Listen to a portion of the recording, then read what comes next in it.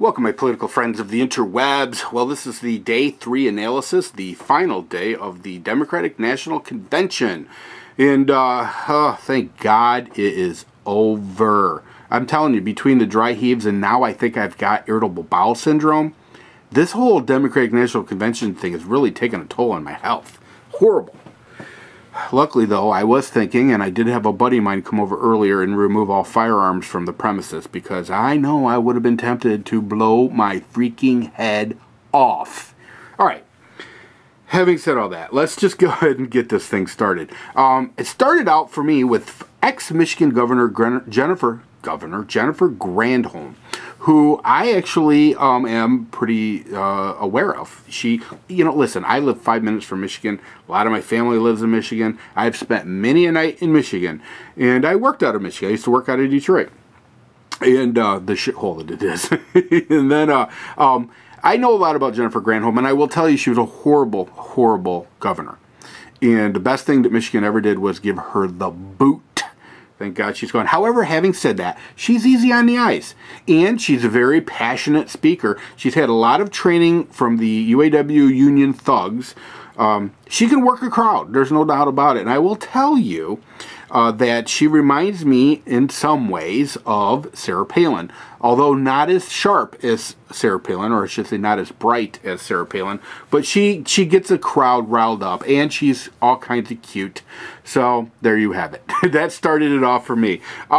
Ex-Florida Governor Christ. Well, what can you really say about a bitter, butt-hurt turncoat? I mean, really, there isn't much to say about him. One of the things that really surprised me about this this whole 3-day thing that they've had going on here, this convention, they've really dragged the dead people out of. I mean, literally, they dug up Kennedy on the first day, and he had him debating Romney. Literally, they dug up Ted Kennedy, and it was just kind of creepy and eerie. And then today they did the same thing to Geraldine Ferraro. Creepy. I don't know, but, to bring dead people from the dead and put them in a position where they're defending the President of the United States, or at least in some way contributing to the President's campaign, very, very, very strange to me. And like I said, creepy. You know what? I wouldn't put it past them if the day doesn't come when they don't do that hologram thing. Remember what they did with Tupac? They did that hologram where he was actually on the stage doing his thing. I can't. It wouldn't shock me one bit if in the next presidential campaign speech, out from the back of the crowd comes Ted Kennedy's ghost. A hologram of Ted Kennedy. Anyway. You laugh, but I'm telling you, it wouldn't shock me. Senator Kerry. You know what? The thing about Senator Kerry that annoys the shit out of me is that he is really a rich fat cat. And why does that annoy me? Because the Democrats are always beating up on rich fat cats. Let me tell you something. Kerry has real money. He has money that Romney only dreams of having. Yeah, every time you squeeze a little Heinz ketchup on your French fries, yeah, you think of Kerry, because he married into that family that owns that, and he is a loaded gazillionaire. That's the thing about the Democrats. They've got a shit ton of really mega wealthy people. Another one is Rockefeller. The thing, too, about Kerry and Rockefeller? Here's the thing about Democrat wealthy people. They didn't build it. They inherited it or were married into it. That's the difference between them. They don't have any respect for it because they didn't create it. They did not create that wealth. And they like to play the whole eat the rich, the whole, the Democrats are really good at class warfare. It's really pretty sad, actually. It's pathetic is what it is. So, Senator Kerry's an idiot. To be honest with you, his speech was bullshit. It was an attack speech. Whoop-de yada yada. The guy's a loser. Now, listen, Tom Hanks produced a film. Here's the thing. I think it's kind of cheating, and it's cheesy, and it says a lot about the Democrats. They relied heavily on Hollywood-produced film, and they had the one that with Tom Hanks, Oscar-winning actor, and he did the voice over for this piece, this film You know, it was all about, you know, red, white, and blue, and Osama's dead, Obama killed Bin Laden, that type of stuff. And it just, you know, and they did the same thing with Joe Biden. You know, with the Joe Biden thing, I kind of understand, because I think they had to set it up where there was at least some positive thing going on with Biden, because they knew ultimately he was going to take the podium, and there was always that chance that he would really screw the pooch, because, you know, with Biden, you never know. He's kind of an idiot. I mean, let's be honest. But, you know, I think that the relying so heavily on overly produced Hollywood theatrical films is cheating. It's cheat. Well, I don't know. Cheating is not the right word. I'm sorry. I don't mean to use the word cheating. But it's crutching. It's using it's pathetic is what it is. You know, because you can, you know, it's one thing when you got something going live. There's always that spontaneity, you know, people have to be on their toes. It's another thing completely if you were producing something, sitting down, adding the dramatic music and all that special effects stuff. It's just, to me, it's just cheesy. Anyway, you know, and I expected the same crapola about how, you know, they saved the auto industry, blah, blah, blah. But, you know, one of the things that bothered me, though, is this accusing Republicans of I don't know. I guess accusing people who take student loans as becoming dependent on the government. Listen, we have our issues with student loans, and a big part of it is that student loans have become a boondoggle. They've literally became something that has done nothing but skyrocket the cost of education. There was a time in this country when you could work your way through school. You cannot do that anymore. Because of student loans, the cost of education is now astronomical, and that is a direct result of student loans. So we have our issues with student loans, but we don't have issues with kids that are taking out student loans. We don't have any issues with that. We know they don't have any freaking choice. You know, oh well, other than join the military, which we all support. But this whole culture of dependency thing that they're being all butthurt about is kind of annoying to me. Because in all honesty, we all know the truth. The truth is that the Democrats desire or need to have and foster a permanent underclass in this country in order to get votes. They put people on welfare. They put people on a government check. They remove all ways for these people to actually better themselves. And in the end, they become, that's right, reliant on the government. They become dependent on the government.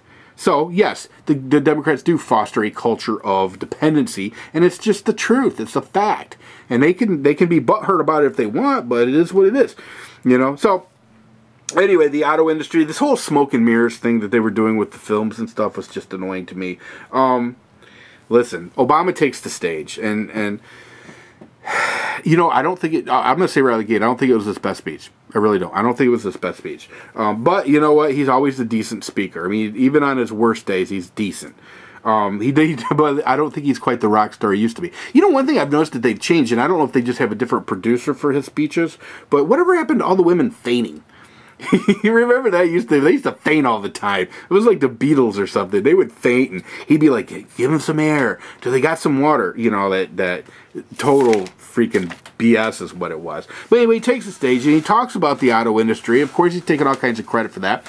Although, I will tell you that, and I've said this before, and I will say this again, the auto industry is a house of cards. It is literally going to collapse. They're cooking the books to the point where it's just ridiculous. You'd have to be a blind person not to see that they're cooking the books. And in the end, that whole deal where the government buys as many cars as they can to prop up General Motors, and the government lies about it, and GM lies about it, and everybody's just, you know, and in fact, recently, as you know from one of my last videos, they actually got off script because General Motors on August 27 announced that they were going to close the Chevy Volt line to par down excess inventory, and then just recently, well, the opening day of the Democratic National Convention, the media was like, yeah, well, GM said they're the greatest sales month ever, and the Chevy Volt sold thousands of Chevy Volts and all this stuff. And it's funny just because when you look back at it, you realize that they are not on the same script, or every now and again they kind of come off script. It's kind of like a syncing singer, like a Milli Vanilli deal, where all of a sudden, you know, they're just not doing what they should be doing, and the music stops. or starts to skip. So anyway, it's just, it would really be hilarious if it wasn't so damning, because I'm going to tell you right now, it's not going to be good. It's not going to be pretty when General Motors finally collapses, and the UAW, and oh my God. Anyway, he started talking about energy, and I'm going to tell you something. He's absolutely clueless and shameless when it comes to energy. I don't think the guy has an idea. I don't think he has a clue what's going on. The fact of the matter, here's what really annoyed me. We started talking about, well, I shouldn't say started talking about. He slipped in the words clean coal. As if he gives a shit how clean the coal is. And that was just bullshit to me. That was absolute bullshit, because he knows damn well that his EPA's policies have been anti any coal, period. Any coal. There are tens of thousands of coal miners right now that are laid off. Now, the only reason he slipped clean coal in there, which, by the way, was the first time in a very long time I've ever heard him talk about that, and it's not on his all of the above energy policy unless they very recently changed it on his website. But the reason he did it is because he needs to win Ohio and he needs to win Pennsylvania. And both Ohio and Pennsylvania have a lot of coal miners. You know, a lot of coal miners. Those in Toledo wouldn't know that, but the truth is there are a lot in southeast Ohio and in Pennsylvania. Listen, these people are hurting. They are absolutely hurting. And they know that it's because of Obama. So I don't know what he thought he was going to accomplish by throwing that clean coal out there, because they're on to him now. Hell, the United Mine Workers of America, for the first time in their history, refused to support a president. Now, they wouldn't support a Republican just because they're idiots. But, you know, ultimately it says a whole lot when the Union for the Miners refused to endorse Barack Obama. Yeah, I mean, he talked all kinds of green nonsense, which is just absolute nonsense. He talked about corporate welfare. What the hell is he talking about? Talking about big oil bid on corporate welfare. First of all, there's a big difference between what happens, the tax breaks that big oil gets, and what happens in, say, Cylinder, which is real corporate welfare, or was before they went bankrupt, and basically, you know, we lost all of our money on that deal. But what happens with the oil industry is they don't get a check from the government. They just get to keep money that they would normally be paying in taxes. They get to write things off. If they hit a dry hole, they get to write that off. But they're really only keeping their own money. They're not getting a check. Cylinder got a check. Cylinder actually received funds from the U.S. taxpayer, and that, we all know what happened with that. And they're not the only one. There's tons of them. So he talks this nonsense about corporate welfare, and it's just that, absolute nonsense. Oh, okay. Anyway, he talks about promises he kept, which he, you know, to be honest with you, whitewashed. But he didn't talk about any of the promises that he damn sure broke, like Gitmo. Yeah, he was going to close Gitmo. Last time I checked, they spent $4 million putting in a soccer field. Yeah, Gitmo is not. And you know what, listen, this whole thing was a lot of love towards the military. I got to be honest with you. I really do pray that the military sees through this, and I know a lot of them do. Because, truthfully, what he's going to do with the military is gut them. And he kind of alluded to that later, where he was going to take that, I think he probably called it a peace dividend. He's going to take the money he guts from the military, because supposedly they don't want the money, you know, or they don't want the weapon systems, or whatever kind of crazy. It's all these excuses that Democrats use before they gut it. And they're going to take that money from the military. There won't be any pay raises or any of that stuff in the military. They're going to use that for social programs. That's exactly what's going to happen. Most of the military know that. Most of the military see through that shit, you know. But you know, there will always be some that don't, unfortunately. Yeah, and it did kind of make me sick how much he was talking up the military, when I know damn well that, listen, there's a huge part of the Liberal Party that absolutely hate the military. Let's not forget that, and I'll bet you it's at least 2/3 of that party. I'll bet you anything it is. Oh, and I love the way he was quoting some scripture there, which is just, you don't even get me started on that.